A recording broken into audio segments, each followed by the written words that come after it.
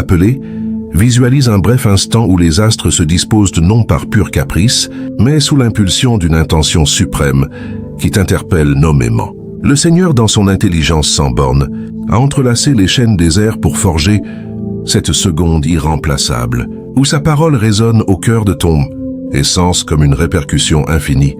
Ce n'est point un hasard si tu éprouves cette impulsion pressante au-dedans, cette flamme ardente qui consume ton esprit, t'incitant à prêter l'oreille avec une révérence profonde.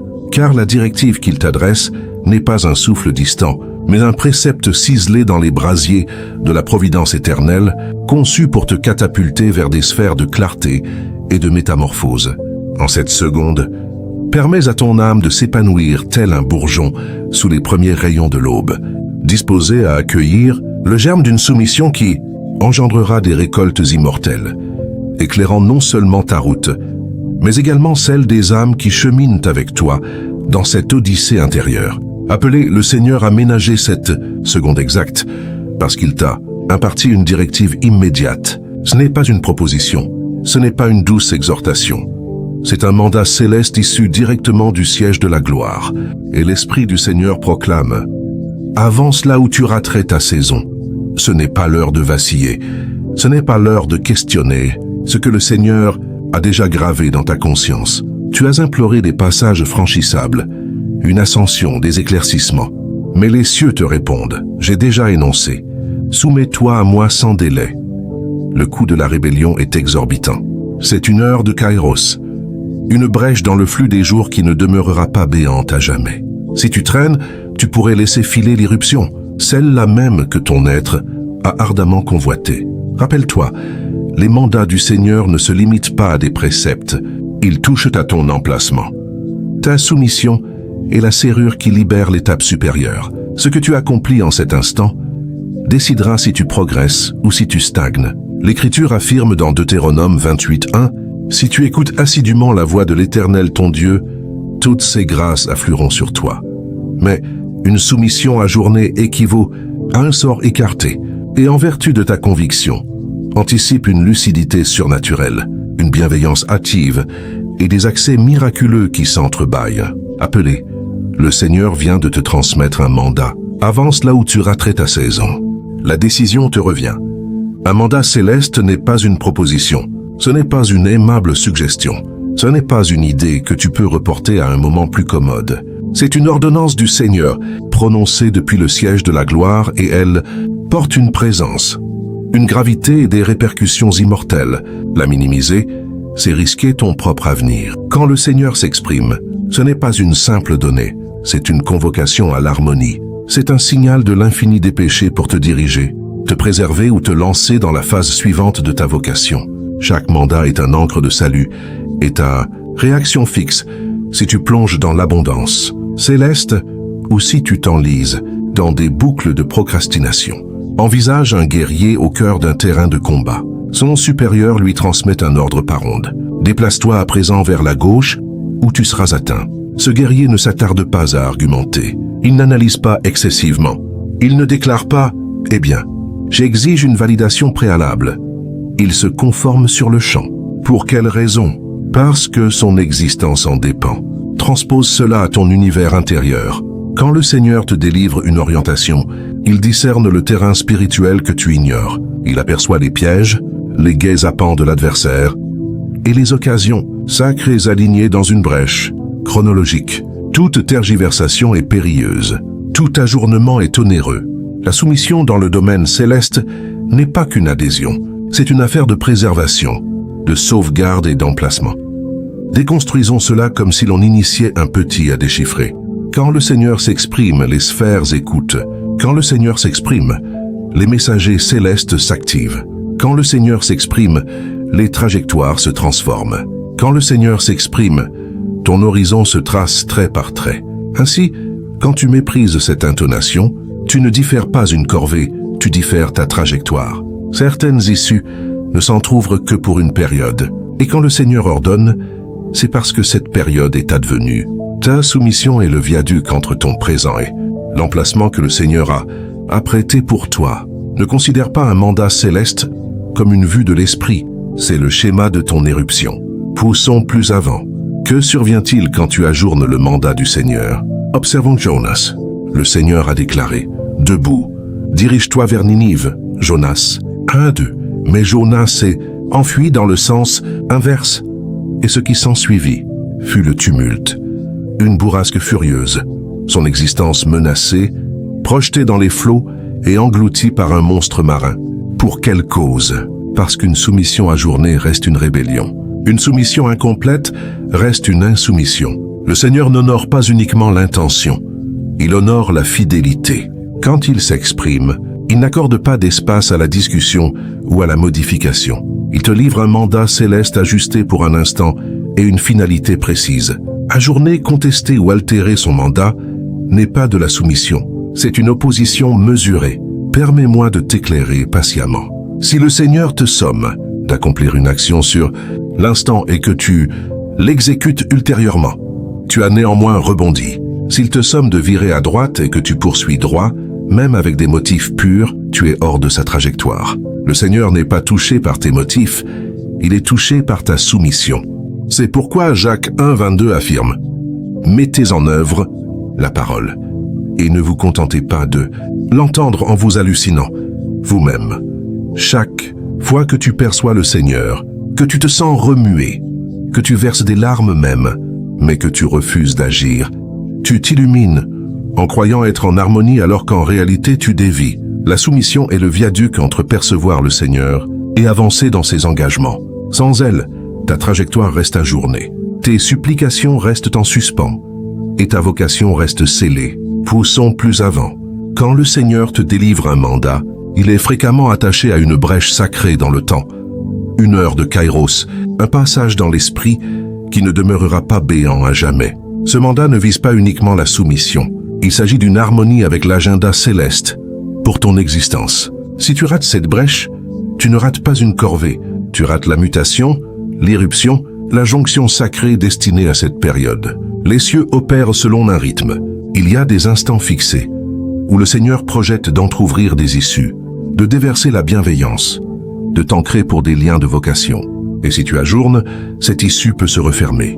Ce n'est pas pour t'effrayer, mais pour t'éveiller à la présence de la soumission. Chaque mandat céleste porte une limite que tu ne discernes peut-être pas, mais tu en ressentiras la perte si tu tergiverses excessivement. C'est précisément ce que le Christ a illustré dans la parabole des 10 jeunes. File dans Matthieu 25.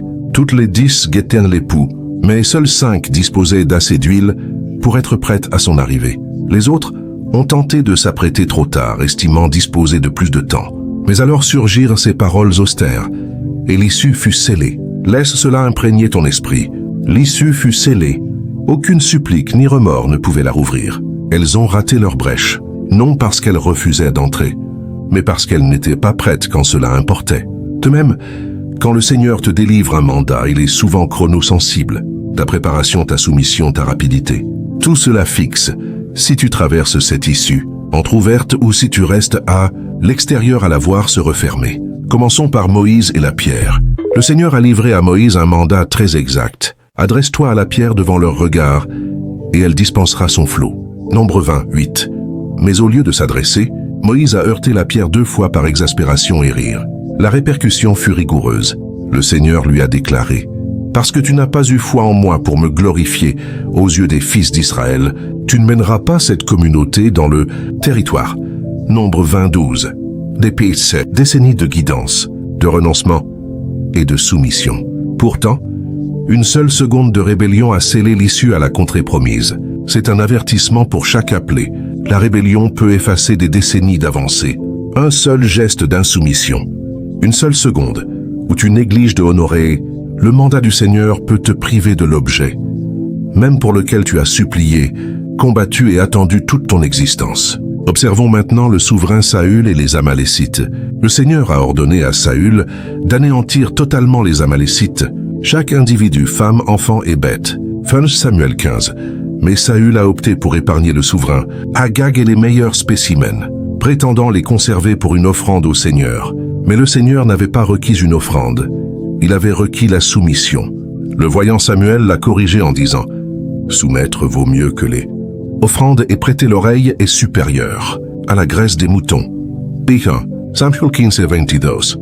Mais raison de cette soumission incomplète, le Seigneur a écarté Saül de la royauté, parce que tu as écarté la parole de l'Éternel. Il t'a aussi écarté de la royauté. Verset 26. La trajectoire de Saül lui a été ravie non parce qu'il n'a pas agi, mais parce qu'il n'a pas soumis pleinement. Une soumission incomplète est toujours une rébellion totale aux yeux du Seigneur. Ces deux récits hurlent une réalité austère. Le Seigneur est exact dans ses mandats, parce que ses desseins sont purs. La rébellion, qu'elle soit par ajout, retrait ou ajournement, engendre des répercussions qui peuvent faire dérailler même une trajectoire.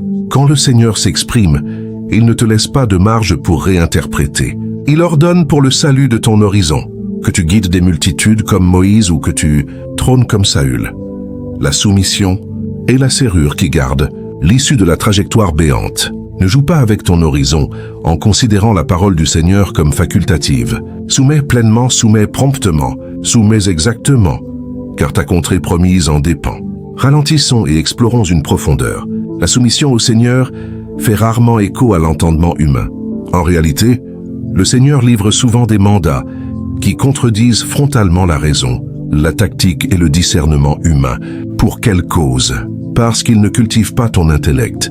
Il cultive ta reliance. Chaque mandat du Seigneur est une chance de transiter de la confiance en ta propre sagacité à une reliance absolue en lui. Noé a été sommé de bâtir un vaisseau sans qu'une goutte ne menace l'horizon. Abraham a reçu l'ordre d'offrir le fils même qui incarnait l'engagement. Josué a été sommé de circuler autour de remparts imprenables au lieu d'assaut. Gédéon a dû amenuiser son hostie de myriades quelques poignées avant d'affronter le conflit. Pierre a été sommé de lancer son rai de l'autre bord après une nuit entière stérile. Aucune de ces ordonnances n'avait de logique dans le visible, mais dans le royaume de la conviction, elles ont libéré des prodiges. C'est le modèle du Seigneur. Il éprouve ta reliance via des mandats qui heurtent ton aisance et ta raison. La soumission est le germe qui libère des fruits célestes. Pas ton discernement, pas tes titres, pas ta tactique. Proverbe 3:5 affirme « Repose-toi sur l'Éternel de toute ton âme et ne t'appuie pas sur ton propre entendement. » C'est la stance que le Seigneur réclame. Si tu persistes à attendre que tout s'éclaire avant d'agir, tu rateras le miraculeux. Le Seigneur ne recherche pas ceux qui peuvent le saisir. Il recherche ceux qui feront confiance et soumettront même quand cela paraît absurde. Parce que chaque fois que tu soumets au-delà de ta saisie, tu te places pour contempler l'inouï. Désires-tu libérer le miraculeux? Alors soumets. Dans un royaume, Élie croise la veuve de Sarepta au milieu d'une disette impitoyable. Elle rassemblait des branches pour apprêter un ultime repas pour elle et son enfant, avant de périr d'inanition. Pourtant, Élie lui délivre un mandat céleste. « Prépare-moi d'abord un modeste pain. » Pour l'entendement visible, cela semblait inconsidéré, voire impitoyable, de réclamer à une femme agonisante son ultime subsistance. Mais la veuve a soumis, et cet acte de conviction simple a enclenché un prodige. L'Écriture dit « Le pot de farine ne s'épuisa pas, et le flacon d'huile ne se vida pas. » Sa soumission a enclenché l'abondance. Sa conformité à la parole du voyant a libéré une profusion qui a soutenu son foyer pendant toute la disette. Laisse cela s'ancrer profondément dans ton esprit. Ton approvisionnement est souvent dissimulé dans ta soumission. Si tu luttes matériellement, affectivement ou spirituellement, il est temps d'inspecter si tu as méprisé un mandat céleste.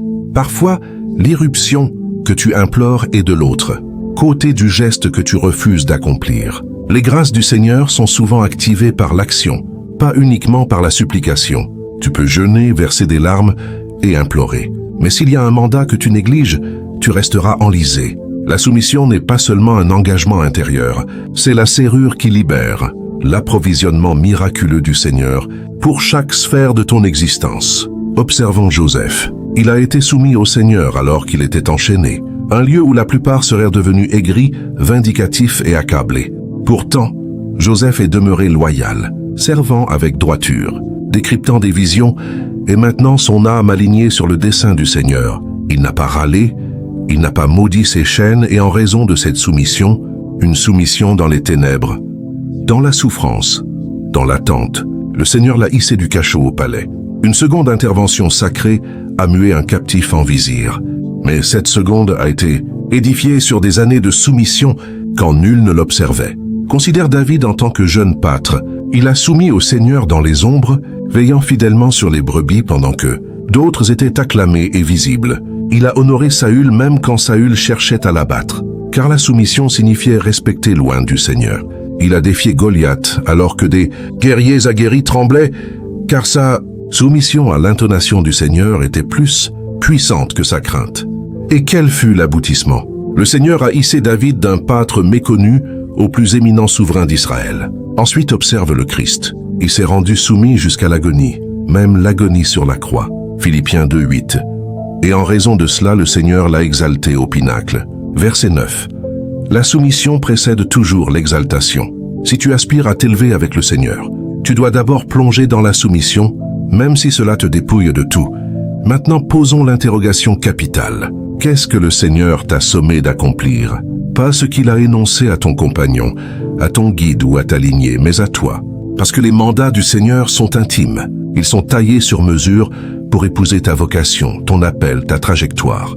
Peut-être t'a-t-il sommé de gracier cette âme qui t'a lacéré profondément, ou de t'écarter de cette liaison nocive qui épuise ton essence. Peut-être t'a-t-il incité à lancer ce service, rédiger cet ouvrage, proclamer ce discours ou altérer ton entourage. Peut-être t'appelle-t-il à déposer une semence précise, à relâcher la rancœur qui intoxique ton âme, à migrer vers une nouvelle cité ou à abandonner cette position que tu as surpassée, quoi que ce soit au creux de toi. Tu sais que le Seigneur a déjà énoncé. Pourtant, te voilà à ajourner, analyser, différer, te convainquant, je l'accomplirai ultérieurement. Mais voici la réalité. Ultérieurement n'est pas garanti. Chaque jour que tu ajournes est un jour de rébellion. Hébreux 3:15 nous alerte. Aujourd'hui, si tu perçois sa voix, ne raidisse pas ton âme. Le Seigneur s'exprime avec l'attente que tu soumettes sur l'instant, pas quand cela t'arrange, car chaque mandat est chronosensible. L'occasion attachée à ce mandat a une brèche, et cette brèche ne demeurera pas béante à jamais. Soumets sur l'instant, agis sur l'instant, repose-toi sur l'instant, car ta trajectoire attend, et elle n'attendra pas infiniment. Concluons en nous remémorant ce qui advient quand tu soumets. Le Seigneur l'énonce clairement dans Ésaïe 1:19. Si tu es flexible et soumis, tu savoureras les primeurs du sol. As-tu saisi cela? Ce n'est pas uniquement une question de soumission solitaire. C'est la flexibilité plus la soumission qui te donne accès aux délices que le Seigneur a apprêtées. Le sol peut regorger de lait et de miel, mais seuls ceux qui soumettent y pénétreront et en goûteront la profusion. Tu peux convoiter la grâce, implorer l'irruption et jeûner pour la bienveillance, mais c'est la soumission qui entr'ouvre l'issue. L'interrogation n'est pas uniquement « désires-tu cela ?» La véritable interrogation « vas-tu soumettre pour l'acquérir ?» Deutéronome 28 dépeint le panorama exhaustif de ce que le Seigneur réserve aux soumis. Il dit « Tu seras gratifié dans l'enceinte et gratifié dans les plaines. Tu seras gratifié à ton entrée et gratifié à ta sortie. Tes opposants se dresseront contre toi d'un flanc, mais s'enfuiront de sept. Tes réserves débordent, et les cieux déversent la pluie en sa saison. Tu seras le sommet, et non la base. Toujours au fait et jamais en bas. Tout cela si tu soumets. La recette est élémentaire mais onéreuse. La soumission est l'issue vers la bienveillance, l'abondance, la sauvegarde et l'ascension. La seule barrière entre toi et la plénitude de l'engagement du Seigneur, c'est ton assentiment. Alors assentis pleinement, spontanément, sur le champ. Le Seigneur s'exprime et la réalité c'est qu'il a déjà énoncé. Au creux de toi, tu connais le mandat. Tu sais ce qu'il a imprimé sur ton âme. Maintenant surgit l'épreuve que chaque appelé doit affronter. Vas-tu soumettre? Vas-tu suivre la parole que le Seigneur t'a livrée? Ou vas-tu vaciller et rater ta saison? Ce n'est pas une décision banale, c'est un embranchement de trajectoire.